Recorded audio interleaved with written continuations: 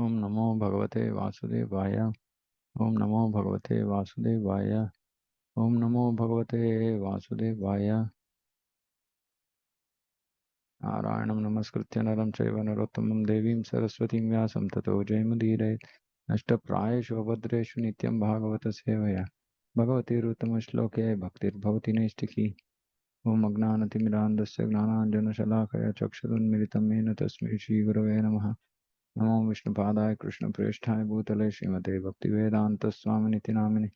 नमस्ते सारस्वती देवे गौरवाणी प्रचारिणे निर्विशेष शून्यवादी पाश्चात्य देशधारिणे। जय श्री कृष्ण चैतन्य प्रभु नित्यानंद श्री अद्वैत गदाधर शिवासादि गौर भक्तवृंद। हरे कृष्ण कृष्ण कृष्ण हरे हरे, हरे Ram Ram Ram Hare Hare.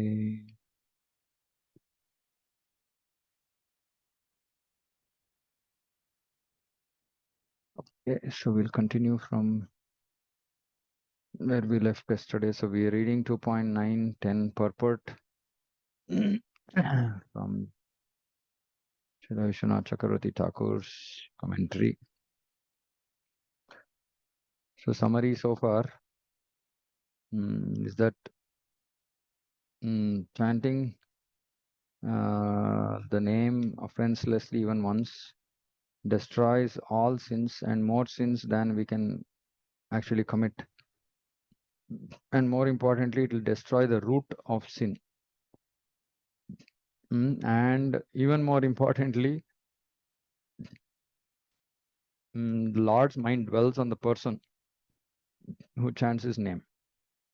And the Lord thinks, this person belongs to me, I will always protect him. And so when Ajamila was in trouble, the Lord himself thought about when he heard Ajamila calling out Narayana. He thought, okay, this person belongs to me, so I will protect him, and he sends Vishnu Dutas. Okay, now when did the effect of this chanting start? When did it start? So when he gave his son the name Narayana and started calling him Narayana, the chanting has taken effect. So the first offenseless chanting of the name of Narayana destroyed all the sins, and subsequent chanting has resulted in bhakti. Okay, now we are come to a very, very important and difficult subject matter to understand, which is that by even once offenselessly chanting the holy name, there is destruction of all sins, all desires, as well as ignorance, which is the root cause of sin. Ignorance is the root cause of sin, meaning why do people commit mistakes? Because they are ignorant, number one. Then that, of course, that ignorance also manifests as lack of control, etc. And then once that seed is there, then desires develop and then sins actually happen. So now the question being asked is, why then did sin not leave Ajamila after chanting the first name? And what is the argument? How could he continue to be attached to the woman and continue to sin for so long if all sins had been destroyed? So the question now is, if actually Shastra is saying that all sins, more sins than we can commit are destroyed, and that the desires are also destroyed, and that the ignorance is also destroyed, how could Ajamila even bear to live with that prostitute and continue that kind of a life? Okay, so now whatever we are going to read might be very difficult to understand. So if we logically, if you are not able to understand, then simply accept it, and that okay, whenever the Lord bestows his mercy, maybe I'll understand. And yeah, so but don't distrust it, okay, because the acharyas are talking about this. Okay. Like the karmas of the Jivan Mukta, which remain for some time simply as impressions. Ajamila's sins, which lasted till his death, were like the bites of a toothless snake and did not generate results. So here there is discussion about Jivan Mukta. Um, so Jivan Mukta is one who has become liberated from material life.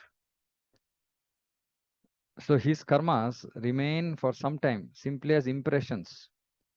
Um, Meaning he's already become liberated, but then those impressions are there in the mind of previous karma. So it will remain for some time as impressions. Now, this example is also given of a fan which is running, and when you switch off, it takes some time for this fan to come to a halt, like that.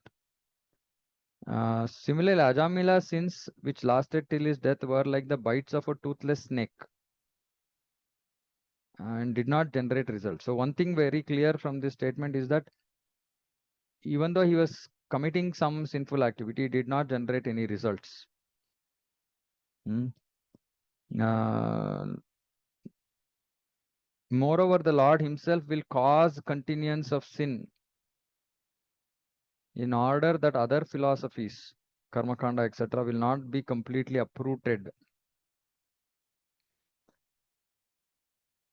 So, even though the sins might have disappeared, still there will be something like the sinful reactions might continue in order that other philosophies will not get completely uprooted. Meaning, like people will lose faith in all other processes if they actually understand that chanting the holy name of Krishna is so powerful. And they will come for selfish ends, not to do pure devotion. So, what Krishna does is he will cause continuance of sin in devotees. That's why I said these things we cannot completely understand. So just understand that the Lord is our best benefactor. So he has a reason why he will do this. If one were to explain the scriptural statements concerning the powers of the name to be exaggerated praise of the Lord's name, then one would be committing offense. So, two things here. So, it's not an exaggeration. Uh, so, that one chanting the holy name offenselessly is going to result in eliminating all offenses more than what we can commit is not an exaggeration. So, that is the first point. So, because this is one of the 10 offenses, it is called Tathartha Vado Harinamni Kalpanam. It is an offense to interpret the name or think its powers are exaggeration, Padma Purana says. So it's not an exaggeration. It's a fact because it is stated in Vishnu Purana, Skanda Purana, Padma Purana, etc. So it's a fact that the holy name of the Lord is so powerful. But so two things are being said. One is it remains simply as some impressions. Now it's not very clear what these impressions mean exactly at this point of time. And second thing is it is like a toothless snake. Which means for whatever reason it is happening, those sins seem to continue. They don't result in any karma phala for the devotee. And the third point is that the Lord Himself will cause continuance of the sin in order that other philosophies will not be completely uprooted.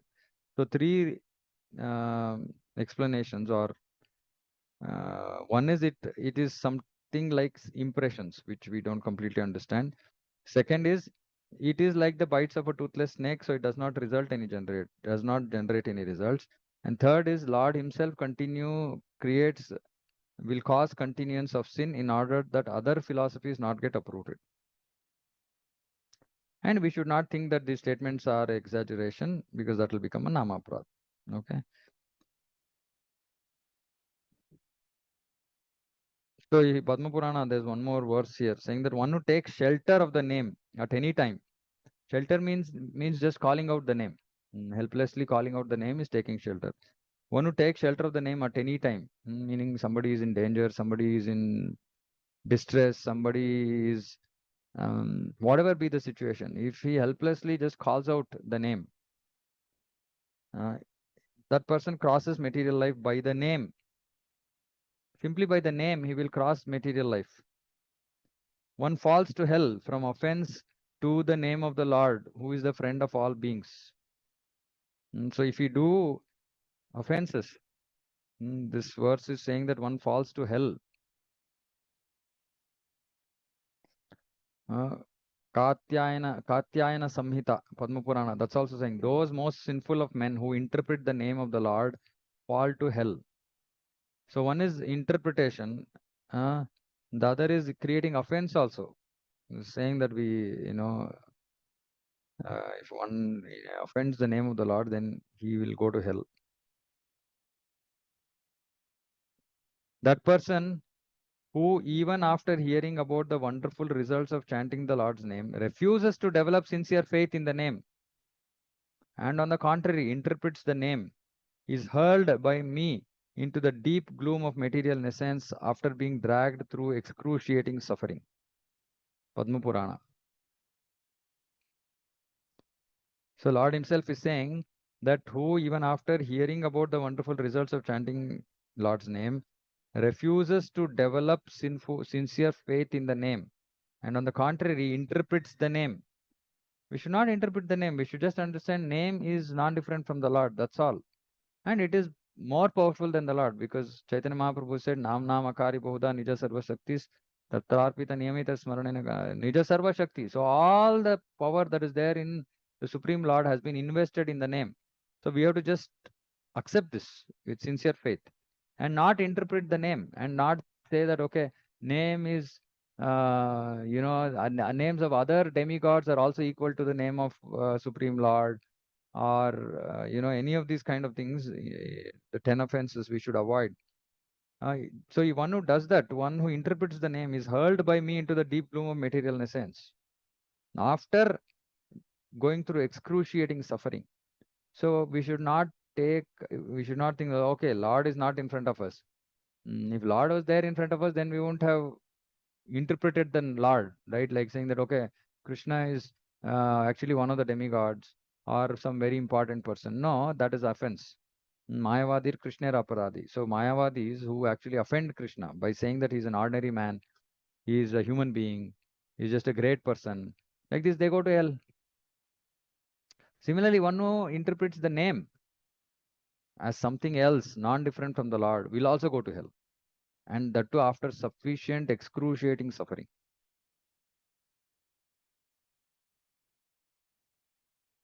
Persons who interpret the Shrutis, Smritis, Puranas, which wonderfully glorify the Lord's name, stay in hell forever. Jaimini Samhita. Thus, from scriptures like Padma Purana and Katyayana Samhita, there are thousands of statements showing fall down from interpreting the name. So we should not interpret the name. We should just trust. We may not be able to understand how the Lord works, how the Lord's name works, but that's just because of our fallen condition. We are like insignificant jiva, so we might not be able to understand completely how the Lord works or his name works. But if acharyas are saying that trust this, we should just trust in, we should sincerely trust. Don't try to apply intelligence to everything. It might not work because our intelligence is limited. We have 4 defects. So one of the ways to understand Shastra is to first, of course, if it is bona fide Shastra coming in disciplic succession, the first thing we have to do is, if you are not able to understand something, is to first accept, saying that whatever is being stated is true, is real. Just that I am not able to understand, it's my fallen condition. And pray for mercy, for purification, because the more we get purified, the more we will be able to understand these things. So pray for purification. But understand that the name is powerful. So let's not doubt it. Let's not doubt it. Parikshit has just said, after withdrawing from sin, one commits the sin again. I think atonement is useless, right? So he has condemned atonements because of seeing that the tendency for sin remains. But he does not criticize bhakti, though seeing sinful tendencies in some of the devotees. And Ajamila, a sinner, attained Vaikunta by the strength of Namabhasa. But Smartas and others, though knowing scriptures and though chanting the name, continue their existence in frightful samsara because of the offense of interpreting the name. See, this is the problem in India. In India, we are fortunate to actually be able to take the name, but because either we do the offense of equating, maybe don't understand the significance of the holy name. Number one. Two, we equate Krishna with demigods, or yeah, so or some other kind of saying that all this is exaggeration. This is also an offense. So all this results in them continuing to remain in samsara and even going to hell in extreme conditions because of the offense of interpreting the name. Otherwise, the whole of Bharata Bhumi will become liberated. If not going to Krishna, at least they'll get liberated because they keep taking the names of Krishna or Rama. For example, even Muslims who say haram, is actually Nama Bhasa. He's actually Ram. They are taking the name of Ram without offense. They are not offending when they're taking the name, but then they are doing other things which are offensive to the Lord, right? So otherwise, our culture, original culture, was so powerful, pure, that anybody, uh, irrespective of what kind of, whether is God faith, Hindu, Muslim, etc., they can actually go to Krishna. They can actually at least get liberation. If not go to Krishna, they can get liberation. That's why Shastra says one should be born in India, Bharata Bhumi, because you're getting all these facilities. But one should not worry that everyone will immediately become liberated on seeing such power in the name. One should not worry that everyone will immediately become liberated. Though sin is completely uprooted just by chanting the name even once, in most cases, the name shows its fruits to the world after some time. So this is another secret. Just as fruit trees bear fruit after some time only, not immediately. So this is one more thing. Though the actually the sin has been uprooted, in most cases, Vishwanath Chakravarti Thakur is saying, in most cases, the name shows its fruits only after some time. Which means that, which is why whatever a devotee is doing a sin is like the tooth of a bite of a toothless snake. Meaning, even if it has poison, no use. Mm. So one is the Lord Himself will cause continuation of sin, and the reason is because the fruit of chanting the name offenselessly even once is not shown to the world. It's not shown, just like a fruit tree. And in some cases, the name does not show its effects at all. In some cases, in order that the material scriptures such as Karma Kanda are not completely destroyed. Then after doing this, the name takes the person who has chanted without offense to the Lord's abode. So this is very, very important. We might not be able to see the effect at all.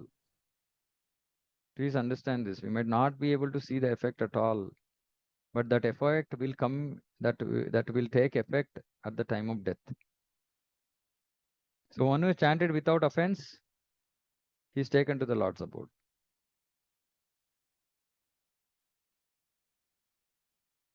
And clearly it is being said here that it is chanting even once. The only thing that possibly, I don't know if it is discussed, saying that even after chanting offenselessly even once, if somebody does Nama Parada, what happens? It is there in Harinama Chintamani. Okay, just note some of these things, right? So chanting even once is good enough, offenselessly. Okay, and doing Nama Parada has its own negative effect on us. Even people might even go to hell. People might suffer excruciating suffering if we interpret the name, right? But the Lord also causes continuation in sin just so that the other scriptures are not uprooted. And sometimes the fruits of the chanting actually they show up after some time, or sometimes they don't even show up externally, but at the time of death the effects come into bear result, and the nama takes the person to the Lord's abode. I'll read one more paragraph and then we can, if there are any questions around this. This conclusion should be understood. I accept that because of offense to the name, those who interpret the name as an exaggeration go to hell. However, if chanting the name destroys all sins, all karmis, gnanis, yogis, and bhaktas should not go to hell for illicit sex or violence if they chant. And if the name does not destroy all sin, all these people and even the bhakta should go to hell to suffer the results of their sin, even if they chant. Hmm. So here, because of offense to the name, those who interpret the name as an exaggeration go to hell. However, if chanting the name destroys all sins, then nobody should go to hell for illicit sex or violence. And if the name does not destroy all sin, even devotees should go to hell to suffer results of their sin. So it's clear the devotees will not go if to hell because they have taken shelter of the name. So which means that the name, those who are offensive, those who are exaggerating the name, they go to hell. They suffer. But those who don't exaggerate or don't interpret the name, don't offend the name, and chant offenselessly, they will go to Krishna. They'll go to the Lord's abode. Okay, anything so far? Any questions about this, whatever we have heard so far? Yeah, Hare Krishna, bro. Yeah, Prabhu, I did not understand that point which you were reading from, I think, Vishwanath Chakravarti Thakur's commentary that Lord continues that sin because he doesn't want the philosophy to yeah, be other uprooted. philosophies That not to be completely uprooted. So this is the basically then everybody, other philosophies, people will lose faith in other philosophies, right? See, coming to bhakti is not an ordinary thing, right? Now, if somebody comes to and Krishna and the Supreme Lord wants devotees to come to Shuddha Bhakti, they don't want to come. They don't want. He doesn't want people to come with. Of course, he's okay to bring people by through Mishra Bhakti also, but this will be offensive if they come understand the because of the strength of the holy name they come to Krishna and then they commit sins, continue to live, commit sinful activities, or see some people are not matured enough to come to bhakti, so they have to go through the lower processes like karma kanda, jnana kanda, etc. But now if they start seeing that, oh no, no, this is just by chanting the name I will get liberation, right? Then they will come and take the holy name only for that, right? And without understanding, see, if you don't accept that Lord is supreme person, and Lord's name is supreme, all these things, then they will result in offense. It will result in offense, and it'll harm them only, right? So maybe there are other reasons because of which the Lord is thinking that other processes should also remain. Karma Kanda, Gnana Kanda, Upasana Kanda, all these should remain because there are or different maturity of different jivas. Not everybody is qualified to come to bhakti, and it will take time for them. Till they come there, they need some other processes of Vedic process to latch on to. hmm. Could be my understanding. Um, So basically, the indication is that Lord also arranges a backup plan in case. yeah, yeah, yeah, absolutely, absolutely, right. Because see, that is why here he is also saying, don't worry that everyone will suddenly become liberated because people won't accept it. People will offend. Now, if you go to outside people and tell them, saying that, see, chanting holy name is so powerful, they'll offend. They'll Hmm, immediately offend, right? So that is why we should not discuss the glories of the holy name in public. yeah. Mm. And so the Lord keeps the other processes intact because it is a backup for others who are not qualified for bhakti. And so to keep the whole situation intact, it looks like just so that those who don't have faith will not come to the surrender to the name. It'll be like, okay, you are chanting, though you are chanting, you are also still suffering. The devotee is chanting. And though the devotee is chanting and he's still suffering, then people will say, okay, he's chanting, still he's suffering. So which means that it's not so powerful anyway. And they'll remain in Mm. their whatever lower level process. So Yeah. the Lord, that is why we should understand that whatever, unless of course a devotee is offending left, right, and center, doing Namaprad, Sevaprad, Vaishnavaprad, all these aparadas, whatever a suffering a person is going through is just Lord's will. And we should also understand saying that the name might not have actually given the results. When the name gives results, immediately all of this will stop. Now, Mm. when the name will give result, that depends on the name only. It depends on the mercy of the name. Yeah.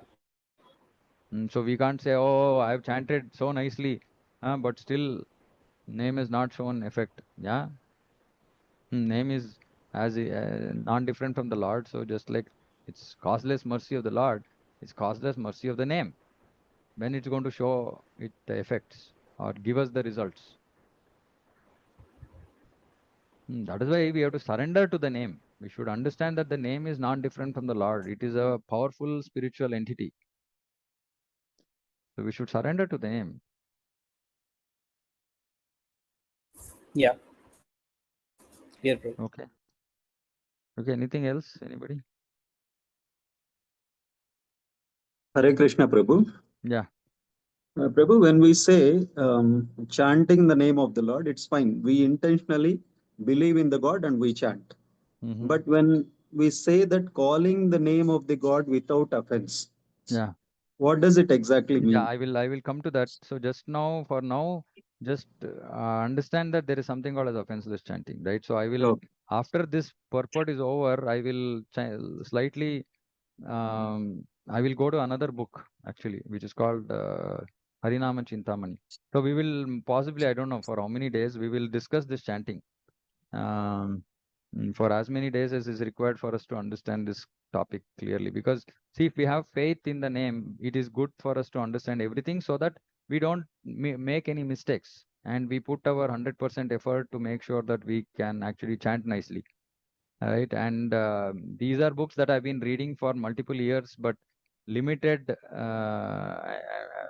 yeah, due to limited mercy, I'm not able to completely understand. Bits and pieces are still not understood by me. But we'll make one more attempt. Like I said, in the association of devotees, sometimes Krishna might give me mercy to understand things which are not understood. So we'll try to read. There's one more book also which is also very, very important book on chanting. So that also some sections we will try to read. Yeah. So yeah, we'll just park that question. What are these offenses? So just for your current understanding, briefly, there are three types of aparadas. They're called aparadas. Offenses are called aparadas in Sanskrit. One is called seva aparada. The seva aparada is aparada which is committed when we are doing seva, any kind of seva, mm, especially deity worship. Then there is something called as nama aparada, which happens when we are chanting the holy name or about our understanding of the holy name and also about the way we live. Because the nama prada is not just doesn't just happen during chanting. The nama prada is our attitude or understanding of the holy name, philosophy of the holy name, and then we will end up doing some wrong things the other times also. So nama prada. Third one is Vaishnava prada, which is to actually offend, criticize Vaishnavas, devotees who have actually sacrificed their life uh, for Krishna. And this is also one of the nama aparadas, but it's also separately mentioned because of the importance of this aparada. So uh, looking at that way, it's only two aparadas, seva aparada, nama aparada. Actually, seva aparada also is not very significant, meaning seva aparada is very easily um, destroyed if a person takes proper shelter of the nama. So central process is to take full shelter of nama and not commit any of the nama pradas. That is the crux of our devotion. Okay, and if we are able to do this properly, then there is, then we will achieve the goal. So to summarize, while there are different types of aparadas which we'll all discuss, the central focus should be to avoid nama aparadas and take shelter of the holy name. Okay, so we will try to develop more understanding on this as we. Okay. Okay, another 5 minutes, maybe one more paragraph I can read. Though a merchant protects a person under his shelter according to the degree that the person surrenders to him. So this is now another important concept. It's about our degree of surrender to the holy name. So some example of a merchant. Okay, merchant protects a person under his shelter according to the degree that the person surrenders to him. Though the merchant protects a person under his shelter according to the degree that the person surrenders to him, if the person offends him, the merchant becomes displeased with him and does not give protection to that surrendered person. So this is understandable, right? So though a merchant protects a person under his shelter, so I have taken shelter of a person, and then that person will protect me to the extent of my surrender. But if suppose I offend that person who is giving me shelter, then he will not give me protection because he becomes displeased. But one should not think that the merchant is incapable of protecting him. And according to the degree that the offense diminishes, the merchant begins to show mercy to that person. So let me rephrase this. So you assume I've taken shelter of somebody, and that person will now protect me to the extent of my surrender, to the degree of my surrender. This is understandable, right? It's a normal process, right? I surrender to a person, I depend on that person. To the extent I depend on that person will protect me. This is clear. Now, if I offend that person who is actually protecting me, he becomes displeased and he stops protecting me. Okay. Now, to the extent the offense diminishes, maybe I ask for forgiveness, whatever, right? To the extent the offense diminishes, the merchant again starts showing, giving protection. So it's the same thing with all of us. For anybody who comes in touch with Krishna consciousness, once first time they chant, everybody chants without offense. Everybody chants without offense, right? But then after that, because we are not careful about, or we don't understand completely, or are not careful about how we interact, what we do in relationship with other devotees, with respect to process of bhakti, etc., etc., we start committing offenses. And when we start committing offenses, the name whose shelter we had taken becomes displeased and stops giving us shelter. Till we realize our offense, we work to diminish that offense. When the nama will display its mercy.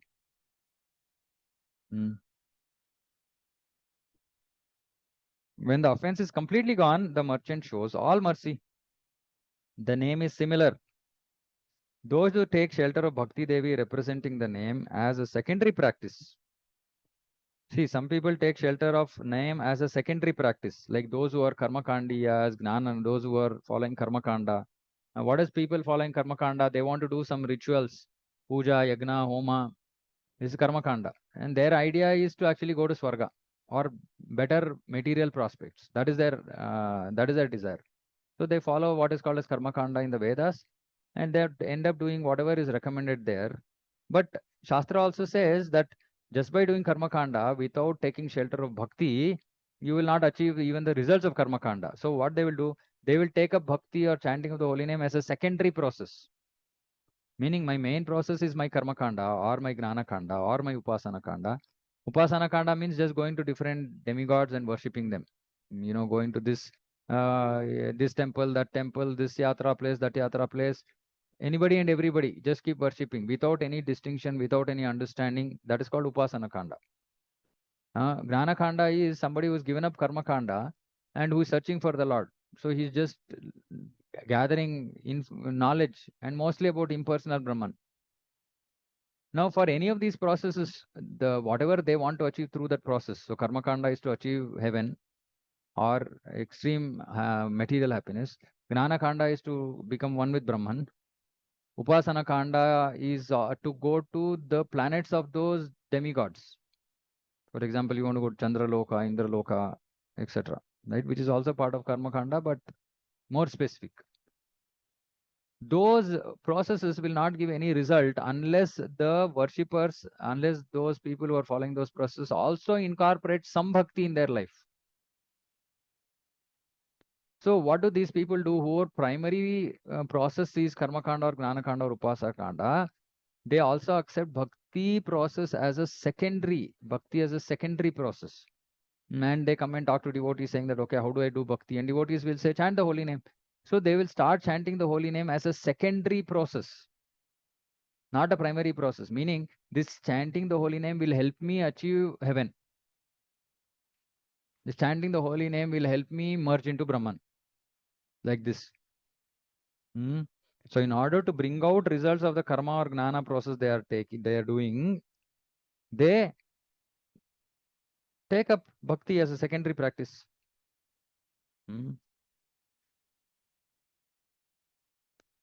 And in this, like bhakti seems to be present in a minor position and their karma kanda or whatever is in the major position. So it's called secondary process.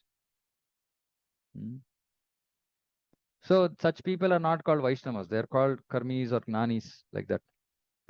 By their natures, they are offenders to the name in one aspect. Because they actually don't understand the significance of the name and they don't respect the name. But they just think, okay, just by simply mechanically chanting the name, I will get the result of my karma kanda.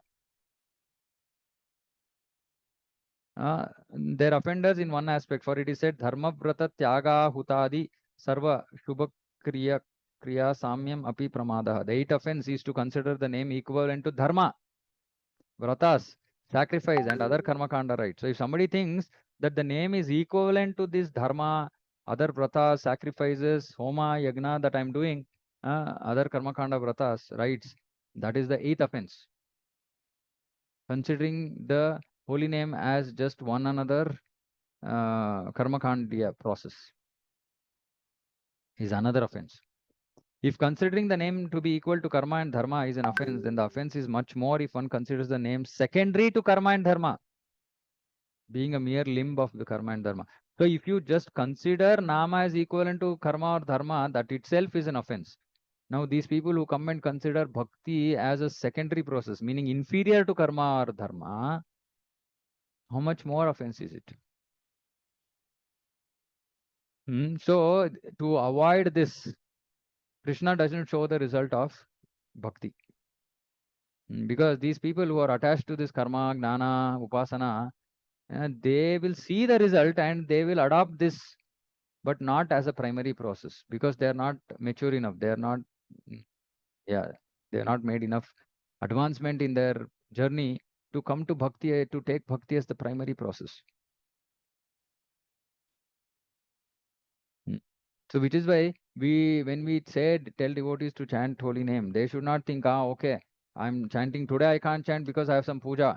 Puja is and chanting is same. Because when I go to temple also I chant some mantra, so here also I'm chanting. So it's the same. So I can replace. No, it's an offense. So such to avoid such people from taking shelter of bhakti, Bhakti Devi or Krishna, the Nama doesn't show the results.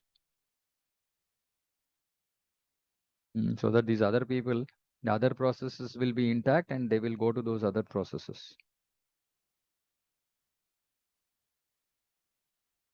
Okay, I'll stop here.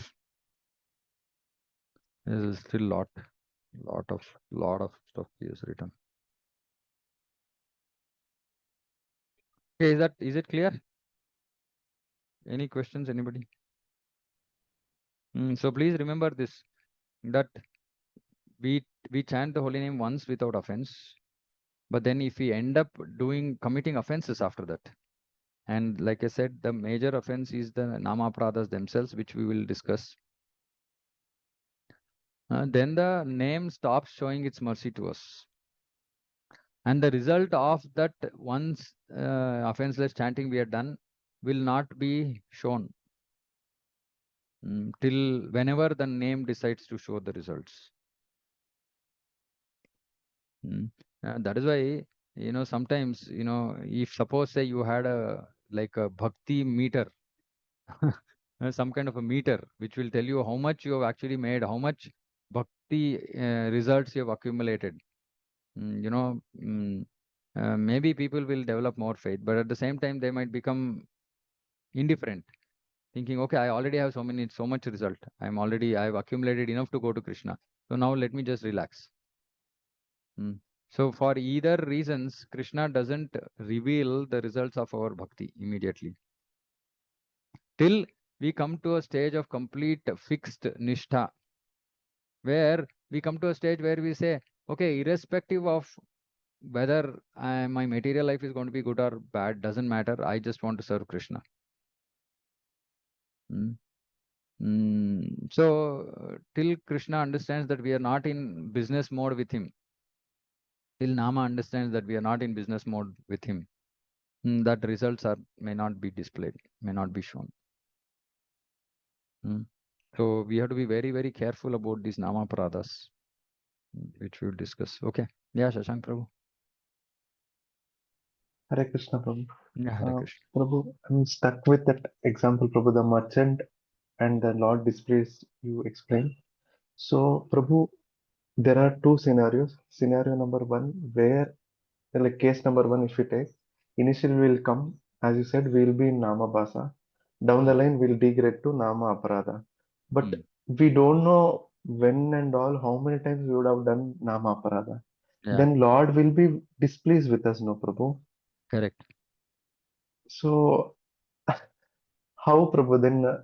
When Lord is displeased, then He won't give shelter. Is that is the way No, sometimes? Lord doesn't give shelter only. Um, See, if we have an intentional, okay, there are two things here. One is ignorant offenses, meaning we don't even know that we are committing a mistake. Okay, that still the Lord will tolerate. And then He will push us to gain more knowledge to understand, saying that, okay, what is right, what is wrong. Even after hearing, then if we commit intentionally, continue to commit mistakes, offenses, then it's a problem. Okay, so just so that I don't want to keep all of you on tenterhook. So, for example, see, the 10 offenses are not very difficult to overcome. Mm. He is the 10th offense is difficult and the 11th offense is difficult. The 10th offense is our material attachment, and the 11th offense is inattentive chanting.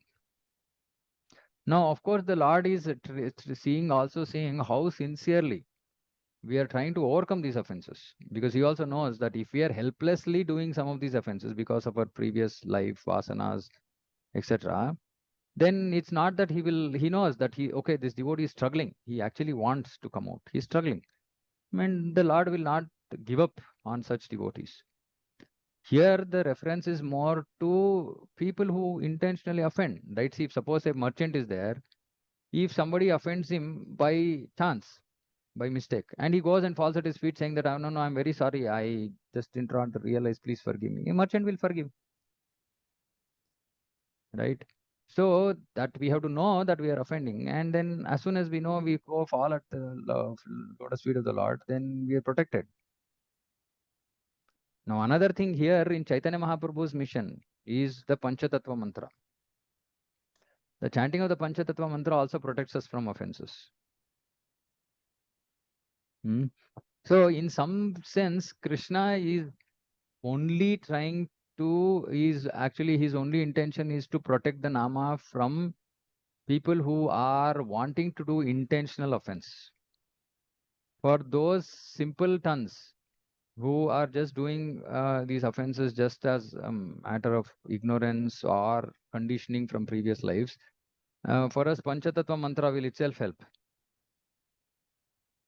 So anyway, there's a lot more here, but yeah, keep registering some of these topics as much as possible. I will answer, but maybe whole understanding will come after only few days of this discussion. But I recommend somebody, if you are making some notes, it will be nice, beneficial to everybody. Just points. Then we can share in the group. Making notes, Prabhu. Okay. Yeah, I'm making notes. Okay. Okay. Thank you. Okay. Anything Prabhu, else? Anybody? Yeah. Second, one more question I had. Prabhu, when I'll take my case only. When I started Krishna conscious, I was not knowing this power of holy name. It was like I need to surrender. I mean, the purport from Vishwanath Chakravarti Thakur, when you were explaining, it was hinting, like it was tricking me that since I was not knowing the power of holy name, it was like a beneficial practice. Okay, Hare Krishna Mahamantra ತಗೊಂಡ್ರೆ ಸರಿ ಹೋಗುತ್ತೆ. Like, Yeah. I was also in that mood only. First. Now I'm not like that. I'm honest to that. But when I did something like that, that is wrong, no, Prabhu. That's what I'm saying. So for all those inadvertent mistakes, the chanting of the Panchatattva mantra will protect us. Okay. So the process that has been given to us is such that ignorant mistakes get protected. But the problem is when we come out of ignorance. Most of the devotees here, except for few of us who have been in the system for like more than 5-10 years and have been practicing Krishna consciousness, we are the ones who are actually, we have to be worried. All the ones who are new to Krishna consciousness, normally you are protected pretty much. Because all of us, at least the ones who are initiated on this group, and also, yeah, few others also, maybe who have been in ISKCON or in touch with ISKCON for many years, they would have heard about all this in different forums. But if we have not put enough effort to actually protect ourselves, we are the ones who should be worried. Because we might have ended up doing intentional mistakes. For all those who are new to Krishna consciousness, new means 0 to 5 years, or, who have not heard much in terms of all these chanting and offenses and all that, pretty much you would be protected. Don't worry. But now the challenge, real challenge will start now, which is why we don't talk about Nama Parada with new devotees. Unless they have become fixed in their devotion and their life is clear, saying that, okay, my goal is to achieve Krishna. So this morning class, that is why I don't call too much like neophytes, meaning those who are no trust in Krishna consciousness, such devotees normally I don't call. It's only for those who are a little bit serious and want to make progress and are sincere, because things that we sometimes, like this, it was not planned, right? This discussion, but we are going through 6th canto and we will go into some discussion of some topics which might be very exalted. And if somebody doesn't have faith in the Krishna conscious process, then it will actually hurt them more than helping them. So just to summarize, because you've not been exposed to these things before, and if at all any mistakes you have done also has been done in ignorance, and you are sincerely chanting Hare Krishna, you are protected. You don't have to worry. And I mean, chanting Panchatattva, you are protected. Okay. Thanks for Okay. Hare Krishna. Hare Krishna. Okay. Should we stop? I think devotees are already exiting. Maybe it's time. Okay, we'll stop here. If anyway, this topic will continue discussion. So further doubts can get clarified in other classes. Okay, we'll close here. Grantharaj Srimad Bhagavatam ki jai, Jagat Guru Srila Prabhupada ki jai, Vancha Kalpatarubhyascha Kripa Sindhu Bhyavacha, Patitanam Pavanebhyo Vaishnavebhyo Namo Namah, Koti Vaishnava ki jai. Okay, Hare Krishna. Hare Krishna, everyone. Hare Krishna, Prabhu. Pranam. Hare Krishna, Prabhu. Hare Krishna, Prabhu. Hare Hare Krishna, Hare Prabhu, Krishna Prabhu, Pranam. Dandavat Pranam. Hare Hare Krishna, Krishna, Prabhu. Prabhu. Dhanavat Pranam. Dandavat Pranam. Hare Krishna Prabhu Pranam. Hare Krishna Prabhu. Pranam. Pranam to everybody. I'm disconnecting. Hare Krishna.